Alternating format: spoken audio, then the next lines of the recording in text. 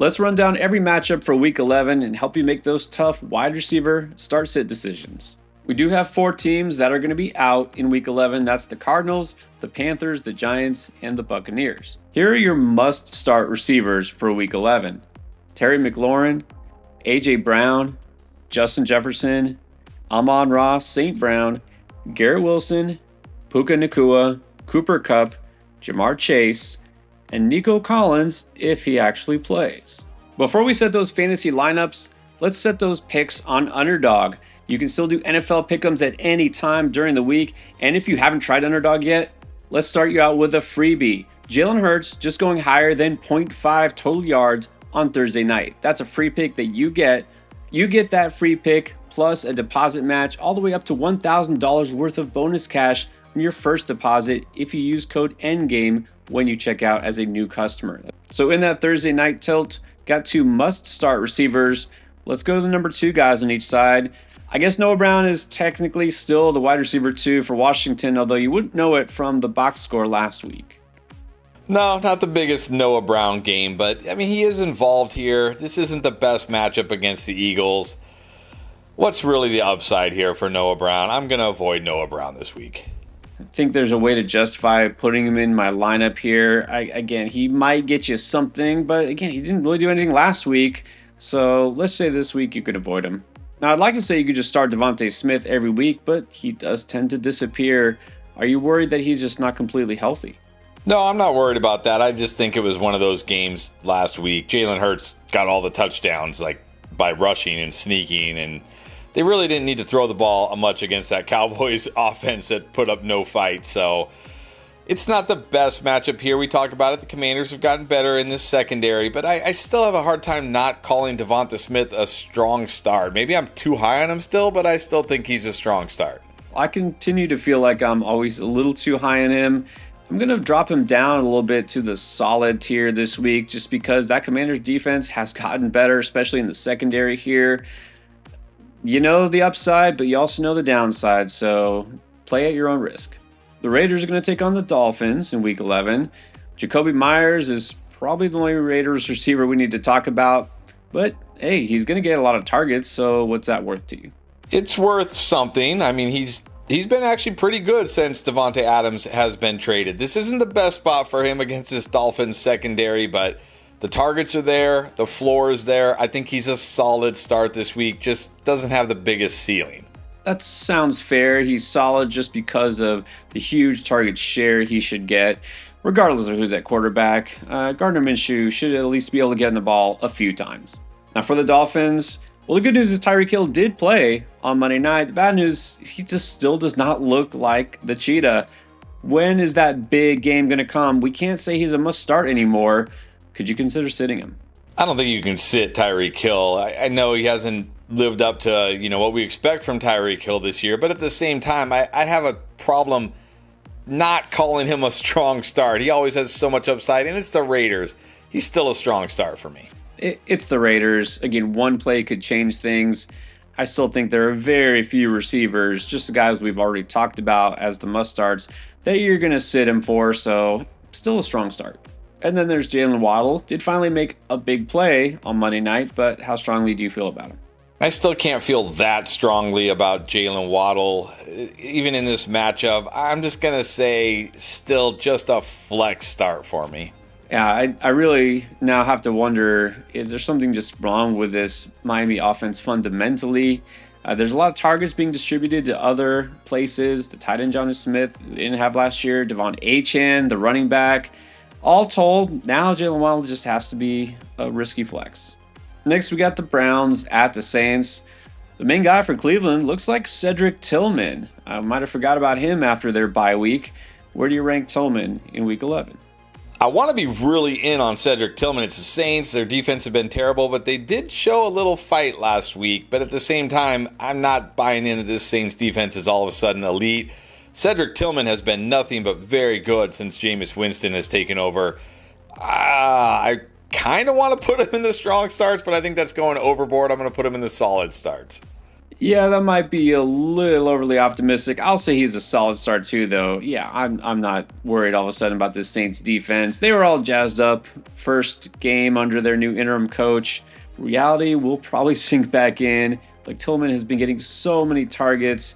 I think he's got to be at least a solid start. And then there's Jerry Jeudy. I mean, he's still getting some targets. Is he solid too, or a little bit lower?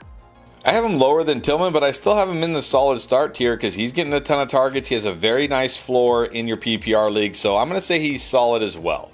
Well, I'll put him down as a flex option just because I haven't seen that big game from Jeudy. I don't know exactly what the ceiling is because we know Winston wants to air it out, and that's where Tillman comes in. Jeudy is really more just a floor play to me in PPR. Colts at the Jets. Yes, Joe Flacco is still the starter in Indianapolis. Don't ask why, but what does that mean for Josh Downs this week? Well, it's good for Josh Downs because he does target Josh Downs a lot, although I will say this is not a good matchup for Josh Downs. The Jets, even though the defense hasn't been as good, they've been really tough against slot wide receivers. I can only put Josh Downs in the flex tier because of Flacco and the Jets. Agree. I mean, Downs still getting a ton of targets. It's what you like. But this is feeling a little bit like the Jacoby Myers situation. He's in a better offense than the Raiders, but not much in terms of the pass offense. And I'm not seeing that big upside. So I think he's a flex because of the floor. Now, last week, Michael Pittman did not play. If he returns, it's on the road against the Jets. Yeah, on my bench. I mean, Pittman's been disappointing as it is. Even if he plays, I don't want to play him. Now, in his absence, we saw the rookie A.D. Mitchell actually come through with a pretty nice game. Any faith in him? I have more faith in him than Pittman, sadly. I think A.D. Mitchell can at least be a flex if you're just looking for a floor play. Yeah, I can't go much higher than that. The Jets are definitely not an elite defense anymore, but they're still decent enough. Mitchell is still going to have Joe Flacco as his quarterback, so just a flex. And then we're still getting some confidence in Garrett Wilson there, saying you can still start him. Can you still start Davante Adams, who absolutely should have smashed and didn't? This is another good spot for Davante Adams, but man, I mean, what's the upside here? But at the same time, I mean, you're going to get 13 targets. It doesn't matter if you only catch 6 of them because targets are there. So I'll say solid start this week. Look, maybe it's just a bitter disappointment of last week. I will just say this. I think there's something going on here with Aaron Rodgers and Davante Adams, and we're going to get you a lot of targets, but it doesn't mean that the connection is here because obviously Davante Adams is not what he used to be. I'm going to throw him down to the flex tier. Sure, there's still upside, but I'm done, being confident in him for fantasy purposes. Vikings at the Titans. All right, it was a down game for Justin Jefferson. Let's not worry about Justin Jefferson. You still start him. Do you start Jordan Addison? I don't think so. I mean, how many times are we going to get caught in this trap where, he's had good matchups and hasn't come through? Sure, he could always boom, but man, more often than not, he busts. He's only top 10 PPR points twice all year. I am avoiding Jordan Addison. I'd like to say that you can still flex him because that touchdown, that big play could happen. But man, the Titans are actually one of the best pass defenses in the league, and some people still aren't aware of that. Yeah, Sam Darnold is looking like he's losing his grip as the starter. Not they have anybody better at the backup. But yeah, I'm just going to avoid Jordan Addison. Now, is it time to buy back into Calvin Ridley? 3 straight games, getting production. I think you have to at this point. I mean, even I have to buy into Calvin Ridley at this point. I'm not going to say strong start or solid start, but I think he's got to be one of the higher end flex starts. Come on, we got to be higher than that, don't we? Even with Will Levis back at quarterback, he still came through. He's scoring touchdowns. And look, I know the Vikings defense is good in real life. They still give up points to the wide receivers. Ridley is getting fed. I'm going to go so far as to put him at the lower end of the strong start tier. That's right, back all in on Ridley. So even if you're not all in on Calvin Ridley for your fantasy lineup, I think you got to be in on his line for underdog right now. If you do those NFL pick'ems, 56.5 yards, I'm taking the higher on that. If you're trying underdog for the very first time, remember you get that free pick, Jalen Hurts, just getting 1 yard. Combine it with this pick or any other pick you like. Great chance to win your very first time. Just make sure you use code ENDGAME when you check out. Now it's time to talk Packers at Bears. A lot of receivers at play in this one. Let's start with Jaden Reed. Seems like a tough matchup for him. Do you think he comes through? It is a tough matchup for him. He's very risky. I don't know why. I probably should drop him down to the flex tier this week, but I have a hard time saying he's not a solid start. So, solid start, but risky. Yeah, Reed is going to be very up and down, as usual, but he's the guy I feel like is now their big playmaker. It's not just Christian Watson when he's healthy. Reed's getting those downfield shots. I know the Bears do have a good defense still, but this whole Bears team just seems out of it. So I think Reed is still at the very least a solid start. All right, now let's talk Romeo Doubs. Is this matchup any better or worse for him? Not better for him. It doesn't have the same upside as Jaden Reed. He could always score. I'm going to say touchdown dependent flex. Yeah, again, all the same things. You never know who's going to get the ball here, right? That's what's aggravating about Green Bay's offense, but he's always a flex with upside. And then what about good old Christian Watson? Don't feel as good about him as the other two, but I still think you could flex him. He could always score, but very risky. Well, at least we know he's not injured, had a week to rest up. That's nice, but he's still just a flex. Now we get to talk about the Bears offense. All right, where do we start? How about DJ Moore, who should be the number one receiver here and is not looking like it? Hard pass. Yeah, you should probably just pass on DJ Moore. Any more just Keenan Allen, who did lead the team in receiving last week. Hard pass. All right, let's try for 3. Rome Odunze, the promising rookie who has the highest ADOT on the team. Hard pass. Jaguars taking on the Lions this week in Detroit. What about Brian Thomas Jr.? I'd like to avoid this offense if at all possible as well. Yes, got to assume it's going to be Mac Jones again, unfortunately, which means Brian Thomas Jr. sadly has to be an avoid. Cannot start him. Got to wonder if that injury, even though he's played the last 2 games, he hasn't been the same since then. And it's Mac Jones, so can't play Brian Thomas Jr. Do we need to ask Gabe Davis? Cannot play Gabe Davis either. Easy avoid. Absolutely not playing Gabe Davis. Not playing any Jags receivers. What about Jameson Williams? He gets the Jaguars. Yeah, you got to feel good about Jameson Williams in this matchup. Tons of upside. I can't ever really take him out of the flex tier, but I think he's one of the best flex options this week. Well, I'm going to take a chance on this matchup here against the Jags. Like, I know the Vikings did not do much on offense, but I got to say, despite how bad Jared Goff looked last week, I think he's still better than Sam Darnold. I'm going to say Jameson Williams should be a solid start because this Jags defense plays man at one of the highest clips, and Jameson Williams can definitely beat man coverage. So I'm going to say he's a solid option. Now we got the Rams taking on the Patriots. And look, they're not going to smash every week, but if you got Puka and Cooper Kupp, you're still starting them for the most part. Are you starting any Patriots receiver? I guess Demario Douglas would be the one if there is one. You can flex him in a PPR league if you're just looking for a floor, but I mean, come on, is that what you're looking for? Mostly going to avoid Demario Douglas. Deep flex option, like you said. He will get you some points, but surely there's a higher ceiling somewhere out there. Our Ravens going to take on the Steelers in Pittsburgh this week. Should be a good one. Will it be a good game for Zay Flowers? A lot of people straight up annoyed at what he did not do last week in a shootout. He's been very annoying this year, but the problem is if you bench him and he goes off, you're going to kick yourself. He's one of these guys. He's one of these frustrating guys that you don't really want to start because you're terrified he's going to bust, but you don't want to sit because you're terrified he's going to go off.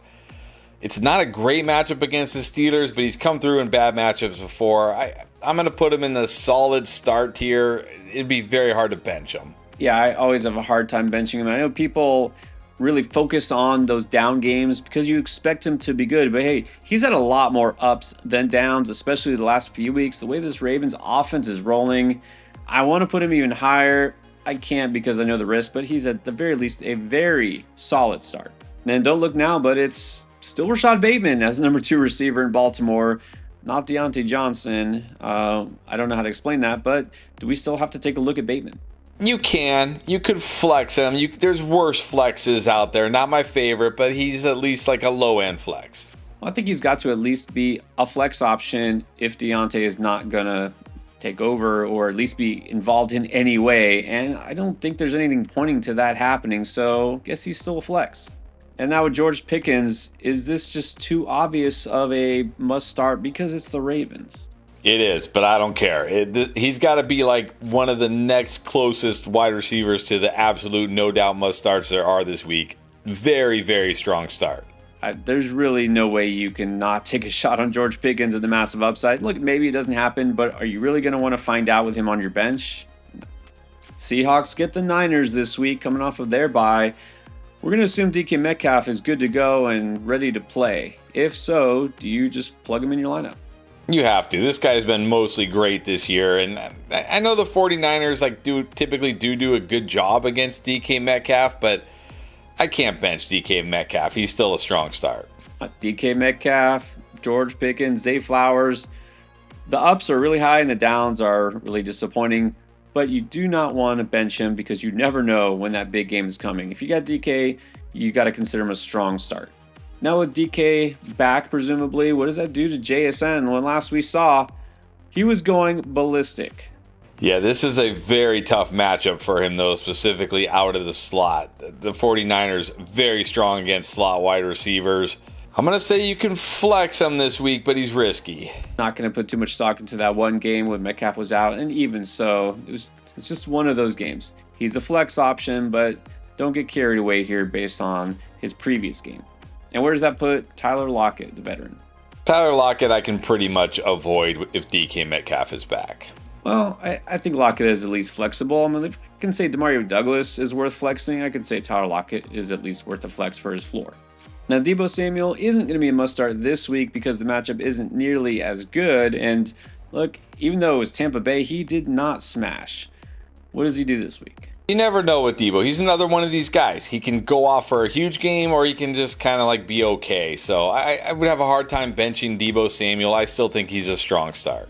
Exactly. It's hard to justify benching him unless you're in a very shallow league. So the matchup almost doesn't matter with Deebo.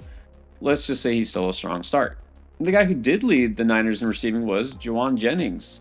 Do we have to take a closer look at him this week? We definitely do. This is a good matchup for Juwan Jennings specifically. I love the role. They moved him to that Brandon Ayuk role last week. That is huge for him. I'm also going to put Juwan Jennings as a strong start this week. I'm right there with you. I don't think this was a fluke because, of course, we remember that huge outburst in week 3, but he has been steadily productive. All the surface numbers are good, and all the analytics say that he is doing a very good job getting separation. He's getting those big chunk plays. Yeah, I think he's still a strong start and should be going forward. And then there's the rookie Ricky Pearsall, made a splash with his first NFL touchdown. Is he on the radar?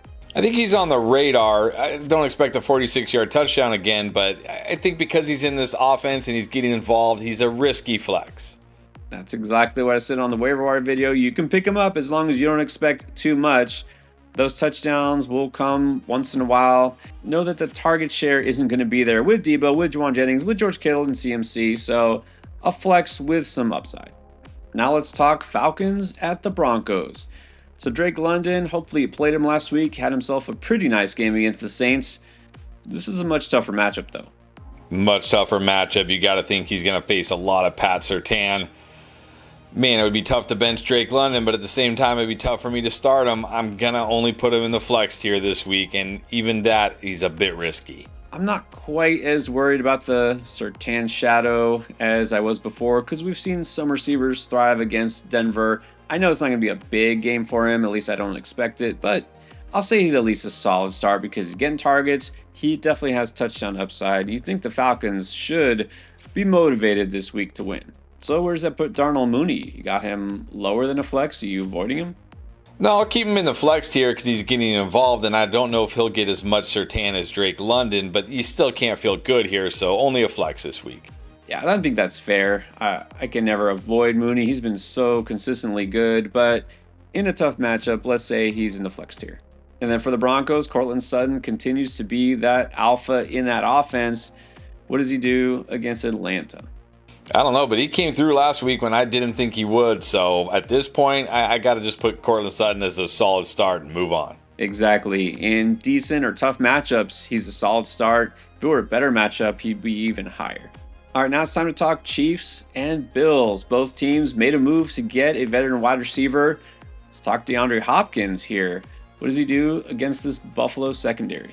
Probably something similar to what we saw last week. I don't expect a big D-Hop game against this Bills secondary, but at the same time, I don't think he's going to outright bust, so he's a flex, but not a big ceiling here. I mean, it was a tough matchup last week, so he didn't thrive. He still got you some points. I kind of feel like that's what you're looking at this week. He still does have touchdown potential, so I think he's solid. Xavier Worthy, I'm pretty comfortable just coming out and saying I have zero interest in starting Xavier Worthy. Yeah, same here. Not starting Xavier Worthy. Now, Khalil Shakir did not exactly go off in what was a great spot. Now it's the Chiefs. What are you feeling about Shakir?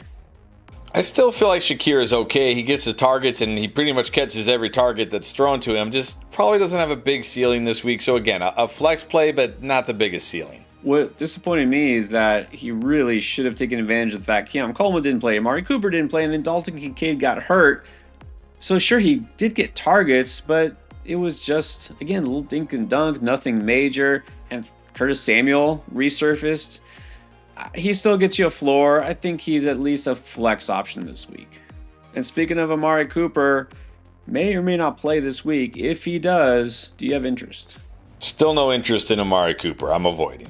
I agree. I mean, it's going to need some more time to get that chemistry. Josh Allen can't do it if you're not playing, and we're not even sure if he's 100%. If he does play, just avoid him. The Cincinnati going to take on the Chargers in Week 11. All right, what if, hypothetically, T. Higgins decides to play this week? What do you do? I start him. I know it's not the best matchup against the Chargers, but I don't even care. He was really good before his second injury. Joe Burrow is playing unbelievable football right now. The defense can't stop anybody. They have to throw the ball a ton. They can't run the football. T. Higgins plays, he's a strong start. It depends. It always depends on T. Higgins. How much does he practice? How's he feeling? Is he 100%? Is he 90%? Look, if he's absolutely, completely 100% and good to go, I think he's a solid start because it is still a tough matchup and you never know exactly what his involvement's going to be. We also don't know about the Chargers receiving core because now there's a lot of pieces in the mix, but I think Ladd McConkey is still the one there, I think. He could be, he should be, but this is another really bad matchup for him. The Bengals play very little man defense. He has not been good against zone. I talked about it last week. I said, hey, he's not good against zone. This probably isn't going to be a big McConkey game. It wasn't. Probably not going to be a big McConkey game again this week. But at the same time, I still think you could flex him. Agree. He's a flex because he's still involved. You never know. This could be a sneaky shootout, but I don't know that he'll be the big beneficiary. So just a flex. So do you feel better than about Quentin Johnston? I feel better in the sense that he's better against zone than man. But like last week, like this guy has to score a touchdown or you're getting almost nothing from him. I'm going to avoid Quentin Johnston if I can. Oh, avoid. Well, I'd say he's at least a flex option because he's making those big plays. And like I said, I think the Chargers are going to have to throw the ball quite a bit in this game. So I think he's a high upside flex. And the week will end with the Texans at the Cowboys. Matchup that's not as appealing as it sounded a few weeks ago. But hey, let's talk Texans here. If Nico plays, let's just play him. If Nico plays, are you playing Tank Dell? I'm still playing Tank Dell. It's the Cowboys. This team's a mess. The defense is a mess. Maybe the ceiling isn't quite as high with Nico, but I still think he'll be a solid start. Yeah, obviously Dell, a huge letdown last week. Well, the entire Texans team was a huge letdown last week other than Mixon. He still at least is a flex option because it's the Cowboys. But if we thought the Texans were disappointing, there's always the Cowboys to make him feel better. All right, so is there a world where you're sitting CeeDee Lamb after last week's dud? There's definitely worlds where I'm sitting CeeDee Lamb because I'm only going to put him in the flex tier this week. I don't think we can consider him any higher than a flex. It's going to be Cooper Rush again. What's the upside here for CeeDee Lamb? He's only a flex. It's not a great matchup. It's not a great team. You got to wonder if they're all checked out. But I can't say he's an avoid, but just flex. Do we even consider a guy like Jalen Tolbert anymore? No, but he was nice early in the season. Looked like one of those guys you could put in like upside flex, but now he's just an avoid. He's an avoid and probably just a drop. You know, we got you covered at every position, not just wide receiver. You want to know who to start, sit at running back, quarterback, tight end, and so much more. It's all here in the Week 11 playlist.